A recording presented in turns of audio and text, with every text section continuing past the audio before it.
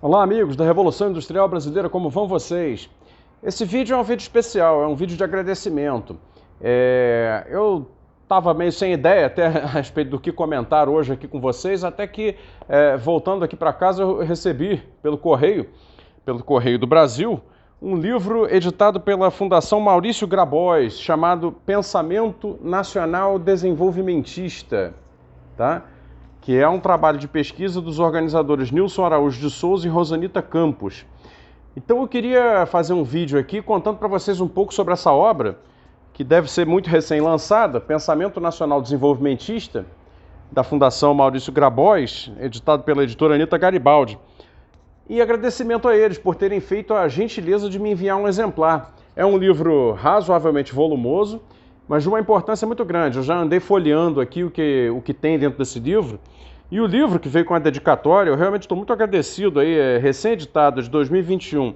O livro traz um grande resgate histórico do pensamento brasileiro que criou este país, né? O dia de ontem, 24 de agosto, né, foi a celebração, eu nem acho certo usar a palavra celebração, mas enfim, foi a data que se marca a data do suicídio de Getúlio Vargas. Getúlio Vargas naturalmente perpassa todo o livro, porque ele foi, de todos os agentes políticos e econômicos e sociais brasileiros preocupados com a criação de condições de independência para o Brasil, aquele que mais contribuiu. Sem dúvida nenhuma, foi aquele que se embandeirou da causa da independência econômica, da independência nacional brasileira, e mais levou isso a ponto de sacrificar a própria vida. E não à toa, aqui na contracapa do livro, você já tem aqui uma devida homenagem através de uma transcrição de dois discursos, um trecho de um discurso e um trecho de outro discurso, em que a essência do pensamento independentista brasileiro fica muito bem colocada. Eu vou até fazer a leitura aqui, para o vídeo também não ficar curto demais. Eu vou fazer um pouco de uma pequena resenha, tentativa de resenha, já que eu ainda não li, acabou de me chegar, mas aqui na contracapa diz assim, primeiras aspas aqui do presidente Getúlio Vargas, dizendo: já em várias oportunidades sublinhei a verdade bem conhecida a respeito da dependência em que ficam os países produtores de matérias-primas em relação às potências industriais.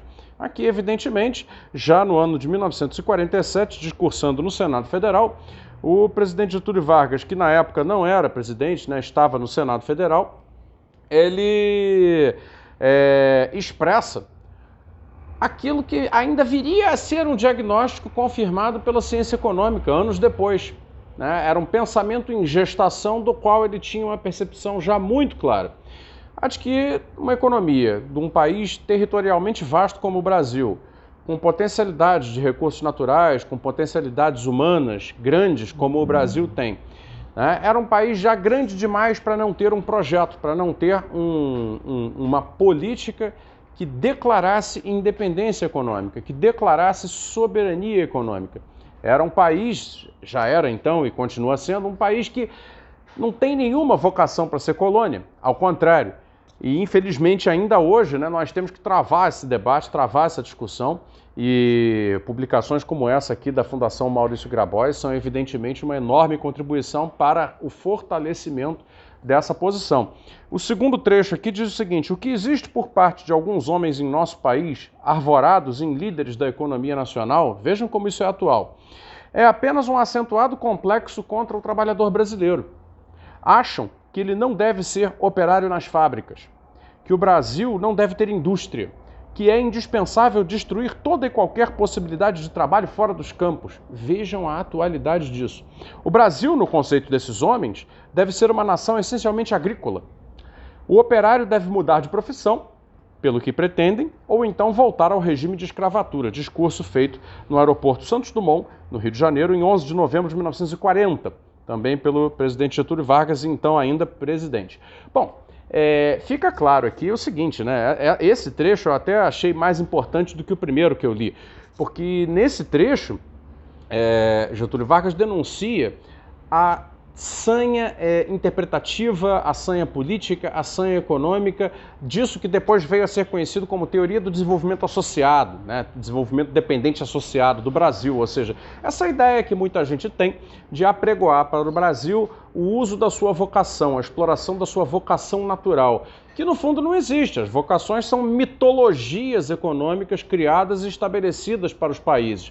Mitologias econômicas são criadas por motivações políticas, e a motivação política desses brasileiros que se arvoram em líderes da economia nacional é, naturalmente, a de se associar com os poderes internacionais que têm intenção de não deixar o Brasil exercer um poder econômico soberano. Para realizar esse projeto é necessário manter o Brasil atrelado às economias primitivas, aquelas economias que nos deixam em relação de dependência, aquelas economias que hoje, no momento em que nós estamos completamente focados dentro da economia brasileira na atividade agrícola, pecuária e mineral, como eles queriam e continuam querendo, retiram as possibilidades de futuro. Quando se fala aqui em indústria, evidentemente um discurso feito em 1940 falava de um tipo de indústria. E aí entramos na eterna pauta da Revolução Industrial Brasileira. Estamos em 2021, passaram-se, portanto, 81 anos desde esse discurso. Veja, pessoal, o que era indústria naquele momento não é mais o que é indústria hoje. A gente sabe disso. Portanto, não vamos aceitar mais, e aqui ler este livro vai fazer uma diferença muito grande para que nós não aceitemos mais a caricatura com a qual querem reprimariizar permanentemente o Brasil, transformando essa economia agrícola numa economia agrícola para poucos, que usa tecnologias importadas, tanto de química quanto de maquinário, quanto de outras coisas, como serviços digitais hoje em dia, porém jamais intensificando o nosso raio de alcance tecnológico. Portanto, é sim uma economia de dependência. Acontece que a nossa nova industrialização, o nosso novo projeto de industrialização, de desenvolvimento industrializante do Brasil, ele não precisa repetir os padrões tecnológicos de 1940, é claro que não. Ele precisa alcançar os padrões tecnológicos contemporâneos. E eu tenho toda uma construção que eu, inclusive, venho colocando nas mentorias da Revolução Industrial Brasileira, com a qual eu tenho dialogado com agentes políticos para trazer de volta esse pensamento para a classe política brasileira, é uma industrialização contemporânea. É um marco conceitual que prevê a formação de redes produtivas complexas multissetoriais. Hoje, o nosso desafio é desfazer a caricatura de indústria, a visão industrial da indústria, como eu costumo chamar, que esses liberais brasileiros, desde então, vêm tratando de implementar, e com muito sucesso nos últimos anos, devo dizer, com tristeza, mas devo dizer, e fazer, de novo, um pensamento brasileiro para o desenvolvimento brasileiro que diga o seguinte: olha só, meu chapa, nós sim precisamos de economia complexa, nós sim precisamos de intensificação tecnológica das nossas cadeias produtivas, e isso será feito assim, assim e assim e assim. A gente sabe que apenas fazer uma metalurgia, apenas fazer uma indústria de plásticos básicos, apenas fazer uma indústria de materiais básicos, tudo isso será insuficiente para os desafios do futuro, do presente e do futuro. Porém, a industrialização como ideia-força deve ser mantida. Tanto deve ser mantida que ainda é combatida, não é verdade? Pelos tais dos líderes econômicos que se arvoram de líderes do Brasil e que, na verdade, querem submeter o Brasil a uma situação de cada vez mais simplificação econômica que nos leva a uma dependência, muito conveniente para essas elites que lucram com a dependência. Bom, para finalizar aqui, o livro traz um primeiro capítulo aqui com textos do ISEB, o Instituto Superior de Estudos Brasileiros, que é o que eles chamam aqui de a Oficina do Pensamento Nacional Desenvolvimentista. O primeiro capítulo do livro, muito bem escolhido, dedicado a Alberto Guerreiro Ramos, com 2 capítulos com textos, fragmentos de textos dele, selecionados. O segundo, vindo com Álvaro Vieira Pinto, o grande pensador de indústria brasileira, de tecnologia nacional, um pensador da noção de tecnologia aplicada a um projeto nacional de país periférico, e depois com Anísio Teixeira, que foi o grande educador brasileiro, inaugurador de uma concepção brasileira de educação necessária aos paradigmas brasileiros e que lá no governo de Getúlio Vargas, ocupa, né, cargos importantes dentro da área educacional e vem a influenciar esse grande ícone do pensamento nacional que é Darcy Ribeiro. Né? Darcy Ribeiro tinha no Anísio Teixeira uma grande referência. E aí segue com Eusébio Rocha falando da questão da Petrobras, Miguel Arraes falando sobre o Nordeste, Nelson Werneck Sodré falando sobre as raízes históricas do nacionalismo brasileiro. Depois fala de Carlos Lopes, Roberto Simonsen. Tem uma longa parte dedicada aos textos e fragmentos e discursos, né, de Getúlio Vargas. Depois vem com João Goulart, faz o discurso dele na Central do Brasil, traz também o discurso da ocasião da criação da Eletrobras. E depois vem para personagens mais contemporâneos, a exemplo de Cláudio de Campos, Haroldo Lima. Fala sobre o Partido Comunista do Brasil, que naturalmente todo mundo sabe é o partido ligado aqui à Fundação Maurício Grabois, e depois tem textos contemporâneos do próprio Nilson Araújo de Souza, que é um dos organizadores, do economista Rubens Savaia, com quem eu já tive a oportunidade de conversar várias vezes, falando sobre Celso Furtado, livro Criatividade e Dependência na Civilização Industrial, que é um grande livro, eu já comentei várias vezes aqui, e alguns outros pensadores contemporâneos. Então é isso. Eu agradeço mais uma vez à Fundação Maurício Grabois por ter me enviado aqui o Pensamento Nacional Desenvolvimentista, organizado por Nilson Araújo de Souza e Rosanita Campos. Recomendo a vocês procurar esse volume aqui, ó, muito importante, em que você vai, fazendo a leitura, estudando o conteúdo dele, se capacitar para o que vem por aí. Porque, para concluir de verdade aqui agora, o que vem por aí é o seguinte: está na cara, né? O Brasil não vai aguentar mais ser asfixiado economicamente enquanto vê o mundo recuperando a autonomia sobre o seu futuro.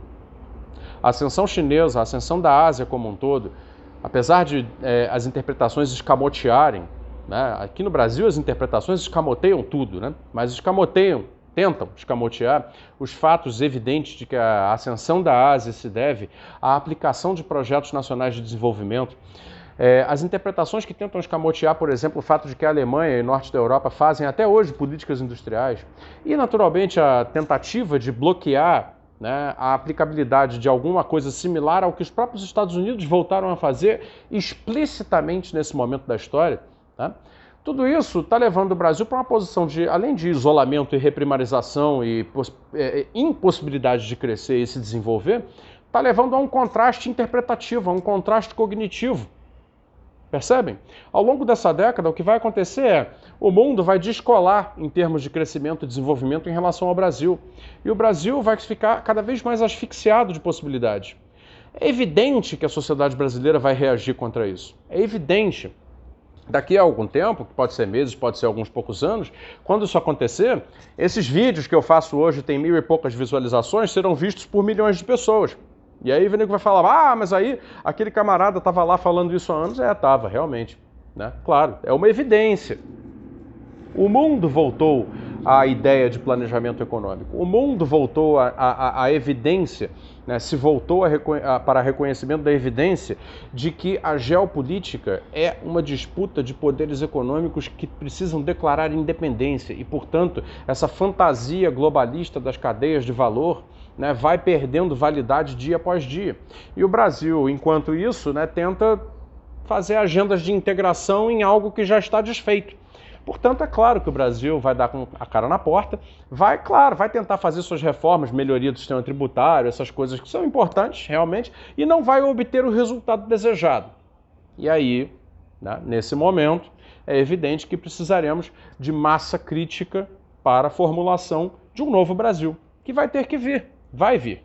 Tá bom? Era isso, obrigado mais uma vez pelo livro, Fundação Maurício Grabois, eu deixo um abraço a todos aí, parabéns e a você que me assistiu, então faça um investimento aqui, eu vou deixar uma última vez aqui a capa do livro para você poder ver e guardar bastante a referência. Um abraço aí, até a próxima.